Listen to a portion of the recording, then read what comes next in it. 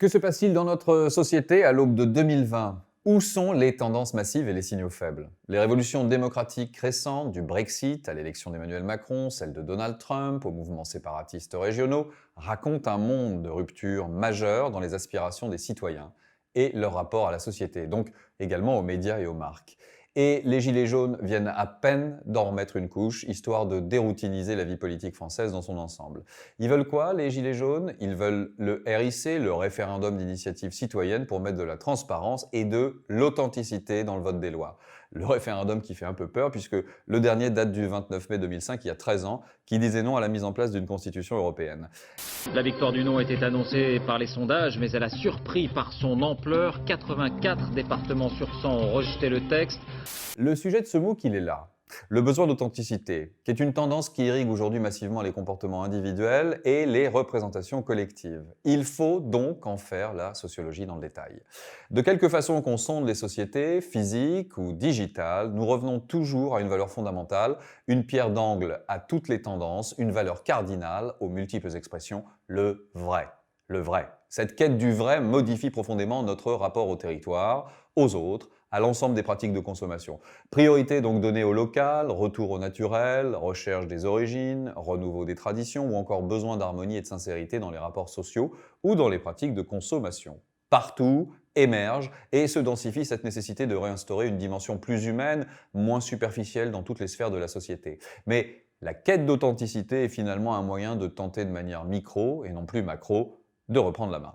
À l'heure de l'hyperconcurrence sur les contenus, il est impératif de hausser son niveau de jeu. Je parle des médias, je parle des marques. Non seulement sur la qualité des contenus proposés, mais aussi sur leur distribution. Et pour ça, il faut travailler de manière radicalement différente. Cette petite révolution, le vrai en a bien besoin. Les fake news sont en train de briser toutes les chaînes de valeurs sociales, à commencer par les vérités qui doivent être communes pour qu'une société fonctionne. Le catalogue est long, de Maxime Nicole, aka Flyrider, l'intérimaire des Côtes d'Armor, légèrement carrément complotiste, à Kellyanne Conway. Vous vous souvenez de Kellyanne Conway, la plus fidèle conseillère du 45e président des États-Unis ? Elle avait sidéré son monde, interrogé sur des propos du secrétaire d'État Sean Spicer, selon lequel jamais autant de monde ne s'était déplacé à une investiture présidentielle, au moment où Trump est élu, alors qu'en fait les images évoquaient plutôt de l'épars, voire carrément du clairsemé.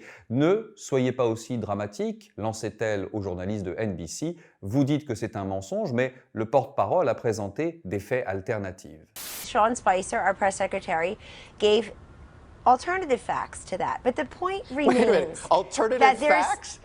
Immédiatement sur Twitter, le hashtag AlternativeFact explose, avec des tweets comme celui de la chanteuse Courtney Love, pas vraiment connue pour être une rosière, qui déclare « Je n'ai jamais pris de drogue de ma vie ou juré en public ou fumé de cigarettes ». Hashtag AlternativeFact, à pleurer de rire et de désespoir. Mais restons confiants pour deux raisons.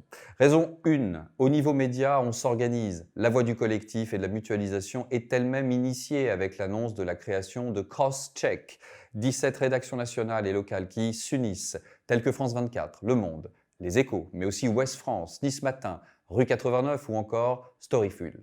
Le tout est coordonné par l'AFP, l'agence France-Presse. Dans son projet, Crosscheck, qui bénéficie de son propre site, reçoit les contributions des différentes rédactions et fournit des infos fiables à toutes les autres.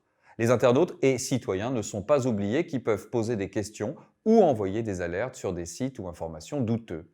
Lancé à la fin février 2017, il est encore beaucoup trop tôt pour juger de l'opérationnalité et de l'impact d'une telle démarche, dans laquelle se retrouve cette idée désormais présente, également dans le domaine de l'investigation, celle du partage, de la mutualisation de rédactions devenues trop petites à l'échelle des problèmes posés et conduites à s'ouvrir dans leur fonctionnement et leur organisation. Là, le vrai petit gagné.